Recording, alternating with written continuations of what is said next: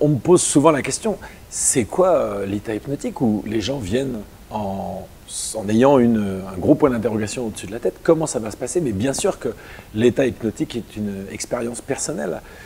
Certaines personnes vont entendre ce qui se passe à l'extérieur, d'autres vont ne rien entendre, ça sera quelque chose de tout noir. Pas de son, pas d'image. C'est vraiment quelque chose de très personnel et très particulier parce que nous avons chacun des représentations mentales différentes, une représentation de notre environnement, une représentation aussi de nos comportements, enfin bref, une représentation du monde complètement différente qui fait que c'est une expérience vraiment personnelle. 7 milliards d'individus, 7 milliards de trans, et à chaque fois ce sera encore différent. Souvent en fonction de ce que la personne recherche aussi. Bien sûr que l'état hypnotique est un processus qui facilite l'accès à l'inconscient, puisqu'en fait, on va occuper le conscient. C'est un peu comme de la magie, hein, d'une certaine façon. Un fonctionnement inconscient, le fonctionnement conscient, sauf qu'on va occuper le conscient, simplement pour pouvoir libérer tous les processus inconscients. La personne pourra être présente, et puis une autre partie d'elle sera vraiment active sa partie inconsciente pour libérer tous ces processus et toutes ces connaissances et toutes ces informations dans lesquelles il va puiser comme dans ce réservoir infini de ressources qui est à l'intérieur. Bien sûr que c'est une métaphore, cette personne n'est pas coupée en deux. C'est simplement qu'elle pourra accéder naturellement à toutes ces informations inconscientes pendant que le conscient là sera occupé. Alors bien sûr que l'état hypnotique est un processus qui facilite le changement parce que, en fait, qu'est-ce qui se passe? En occupant le conscient, chacun va aller dans ses représentations personnelles et dans toutes les informations qu'il a collectées inconsciemment au long de sa vie, tout le long de sa vie. Peut-être en a-t-il oublié quelques-unes, peut-être certaines sont proches ou plutôt éloignées. Seulement, c'est dans l'état hypnotique qu'il va pouvoir accéder à toutes ces informations qui vont lui permettre d'avoir certainement inconsciemment une autre vision des choses. En plus, ça n'est pas qu'un simple état, l'état de transe.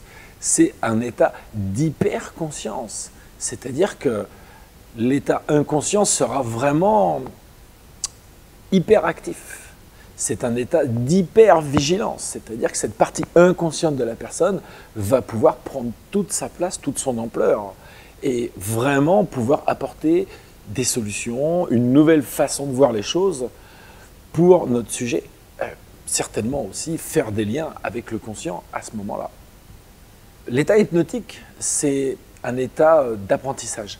C'est vraiment quelque chose d'important parce qu'en fait, les cadres de référence, les façons de réfléchir habituelles, conscientes, vont être mises de côté, vont être occupées pour qu'une autre façon de réfléchir, cette façon inconsciente, une autre façon de voir les choses, une autre façon d'apprendre, va permettre d'accéder à un autre niveau, un niveau inconscient, qui va lui-même aussi apporter d'autres liens au conscient pour avoir une nouvelle façon de voir les choses, une nouvelle façon de les entendre et une nouvelle façon de les ressentir aussi. L'état de transe, c'est un état actif, bien sûr. On n'est pas là avachi, endormi, bien sûr.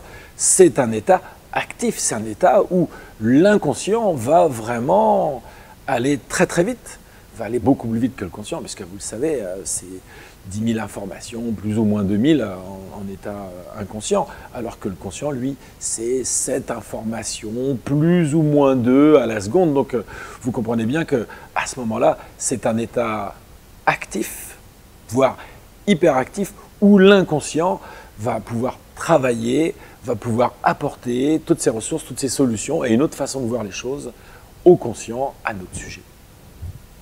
Aussi curieux que ça puisse paraître, l'état hypnotique, c'est avant tout un processus d'auto-hypnose qui va vraiment libérer toutes les inhibitions, qui va permettre de voir les choses d'une façon différente, peut-être de l'extérieur, peut-être du dessus, peut-être du dessous, peut-être aussi de l'intérieur, tout en gardant, bien sûr, le contrôle, parce que c'est important de pouvoir garder le contrôle. Et souvent, des gens certaine résistance aussi au changement. Donc c'est important de pouvoir leur proposer aussi de garder le contrôle sur tout ce qu'ils font, tout en étant en état hypnotique aussi, bien sûr. Et bien sûr, hein, on peut d'ores et déjà rassurer chaque personne qui veut améliorer, qui veut faire du changement, qui veut peut-être même se soigner grâce à l'hypnose.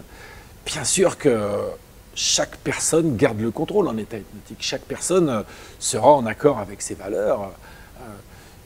Il n'y a aucune perte de contrôle. Le contrôle est donné, bien sûr, en priorité au sujet. C'est le sujet qui va faire ces changements.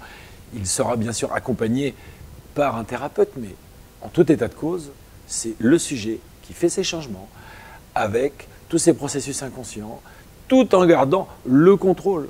Parce qu'en fait, l'hypnose, perdre le contrôle à un moment, ça n'a pas grand intérêt. C'est bien sûr pour mieux le reprendre dans les instants qui suivent, pour mieux reprendre le contrôle de sa vie.